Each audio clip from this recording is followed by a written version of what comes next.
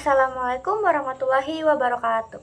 Perkenalkan, nama saya Harsinta Mahendra dengan ujung MPM akhir 0023. Di sini saya akan mereview tentang novel Ingatan Ikan-Ikan karya Sasti Gotama. Halo semuanya, di video kali ini aku mau ngebahas novel Ingatan Ikan-Ikan karya Sasti Gotama. Jujur ya, pas aku baca novel ini tuh kayak novel bukan tipe yang bikin deg-degan atau penuh drama besar. Tapi justru kekuatannya ada di situ. Ceritanya tenang, pelan, dan terasa sangat personal. Cocok banget buat kalian yang suka bacaan relatif dan penuh makna. Dari awal aja, judulnya tuh udah menarik, Ingatan Ikan-Ikan. Nah, kita sering dengar anggapan kalau ikan itu ingatannya pendek.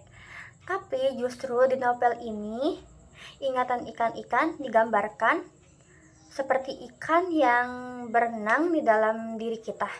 Kadang dia muncul ke permukaan, kadang tenggelam jauh, tapi sebenarnya benar-benar yang hilang arah gitu. Jadi menurut aku, simbol ini tuh sederhana, tapi kuat banget dan dipakai dengan konsisten sepanjang cerita.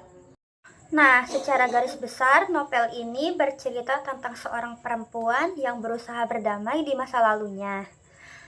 Ada kenangan yang pahit, ada luka yang belum sepenuhnya sembuh, dan ada hal-hal yang selama ini mungkin ia simpan rapat-rapat.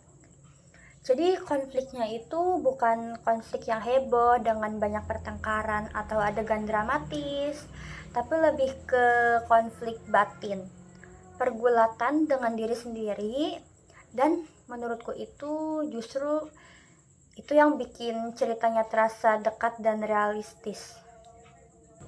Nah, yang paling aku rasain waktu membaca novel ini adalah suasananya. Kita seperti diajak menyalami pikiran tokohnya, ikut merasakan sepi, ragu, bahkan ketakutannya. Penulisnya ini benar-benar fokus pada emosi pembaca, diajak masuk pelan-pelan ke dalam dunia batin si tokoh. Selain itu, soal ingatan dan luka pribadi, novel ini juga menyinggung tekanan sosial yang sering dialami perempuan. Ada ekspresi dari sekitar, ada tuntutan yang kadang gak terlihat tapi terasa berat. Hal-hal seperti ini bikin ceritanya terasa relevan dengan kehidupan nyata. Mungkin sebagian pembaca merasa, oh, aku pernah nih di posisi ini. Aku juga pernah merasakan seperti ini. Nah, itu yang mungkin dirasakan oleh pembaca seperti saya sendiri. Tapi memang harus diakui, awalnya alurnya itu cukup lambat. Ceritanya lebih banyak diisi dengan perenungan dibandingkan aksi. Jadi kalau kalian biasanya suka novel dengan banyak plot twist atau kejutan besar, mungkin di awal akan terasa agak berat. Ada juga beberapa bagian yang bahasanya cukup simbolis, tapi kadang perlu dibaca ulang seperti benar-benar menangkap maknanya, menangkap makna dari novel tersebut. Walaupun begitu, justru disitulah keistimewaan novel tersebut. Novel ini gak mencoba menghibur dengan cara instan. Ia seperti mengajak kita atau aku sendiri nih duduk tenang, lalu pelan-pelan membuka kembali ingatan kita sendiri. Buat aku pribadi, pembaca novel ini rasanya seperti sedang berbicara dengan diri sendiri, tapi kayak dalam gitu berbicaranya.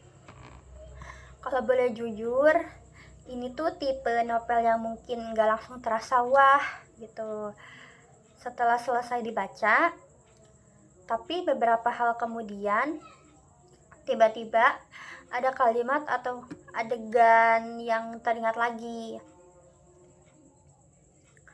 dan di situ aku merasa, oh, ternyata ini yang dimaksud. Rasanya seperti ikan yang tiba-tiba muncul lagi ke permukaan setelah sempat menghilang. Nah, secara keseluruhannya, novel Ingatan Ikan-Ikan adalah cerita tentang luka, kenangan, dan proses penerimaan diri sendiri. Novel ini cocok banget dibaca saat kalian sedang merenung, tenang, dan ingin lebih santai.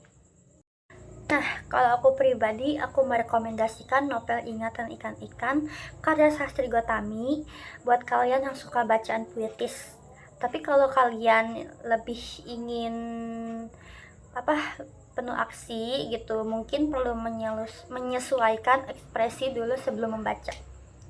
Nah, sekian review novel Ingatan Ikan-Ikan karya Sasti Gotami dari Hersita Mahendra. Kurang lebihnya mohon maaf. Wassalamualaikum warahmatullahi wabarakatuh.